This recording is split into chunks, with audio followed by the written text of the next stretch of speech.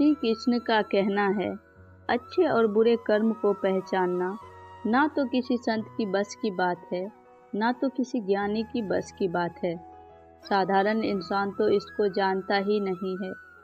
हर संत महात्मा, ज्ञानी और साधारण मनुष्य अपने निहित स्वार्थ के लिए बुरे कर्मों को ही अपनी इच्छा के अनुसार अच्छा बना लेता है। जिस प्रकार कर्ण, गुरु द्रोणाचार्य और कृपाचार्य ने अपने बुरे कर्म को दुर्योधन के नमक के बदले अच्छे कर्म में बदलने की कोशिश की थी। बुरे कर्म वो कर्म होते हैं जिनको करने के बाद भय लगता है और रात को नींद नहीं आती, मन बेचैन रहने लगता है। इन कर्मों के करने के बाद आपको नकली आनंद की प्राप्ति होती है, लेकिन मन में भय और अशांति बनी रहती है। और अच्छे कर्म करने के बाद आपको शांत, आनंद और रात को चैन और आनंद की नींद आती है।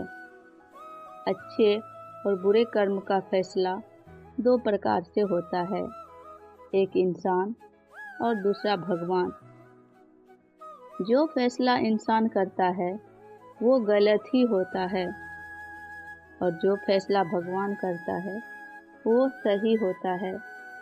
बुरे कर्मों का आधार तो भूख, धर्म, स्त्री, सत्ता और जमीन की प्राप्ति के लिए होता है। इन सब की प्राप्ति के लिए मनुष्य बुरे कर्म और अच्छे कर्म करते हैं। अगर आप भूख से तड़प रहे हैं तो आपको बुरे या अच्छे कर्म करने होंगे। अगर आपने किसी का भोजन उसे छीन कर खा लिया हो तो बुरा कर्म ही हो जाएगा। दूसरों का छीना हुआ भोजन ग्रहण कर लिया हो तो आपकी आत्मा यह छीना हुआ भोजन स्वीकार नहीं करेगी तथा यही बुरा कर्म आपके चित्त में संक्षिप्त हो जाएगा। आप बुरे कर्म करके धन कमाते हो, जैसे आपने किसी का अपहरण किया हो, चोरी की, डकैती की, तो ऐसे कर्म बुरे कर्म में चला जाएगा।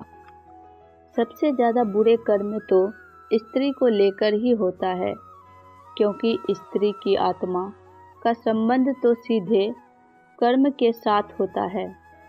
जिस तरह हम जमीन और जायदाद को लेकर बुरे कर्म करते हैं, दूसरों की वस्तु पर अपना हक जताते हैं, जिससे दूसरों की आत्मा की जो बद्दुआ लगता है तो वह बुरे कर्म का रूप ले लेता है।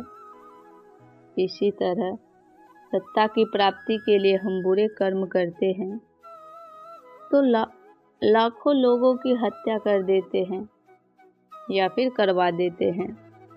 अपनी यश की प्राप्ति के लिए दूसरों की यश को हम कुचल देते हैं और अपने को हम श्रेष्ठ बताते हैं और दूसरों को हम कमज़ोर या अज्ञानी बताते हैं। ये सभी घोर और जघन्य बुरे कर्मों की श्रेणी में आते हैं। अपने अच्छे और बुरे कर्मों का विश्लेषण सोने से पहले अवश्य करनी चाहिए। ऐसा करने से आपके जीवन में आनंद कूट कूट कर भर जाएगा। आत्मा की आवाज़ को सुनिए, ये कभी झूठ नहीं बोलता। पर इंसान को तो अच्छी तरह से पता है कि वो अच्छे कर्म कर रहे हैं या बुरे कर्म कर रहे हैं, लेकिन हम अपने मन की आवाज़ को दबा देते हैं। यह सब हमारी चालाकियों की वजह से होता है।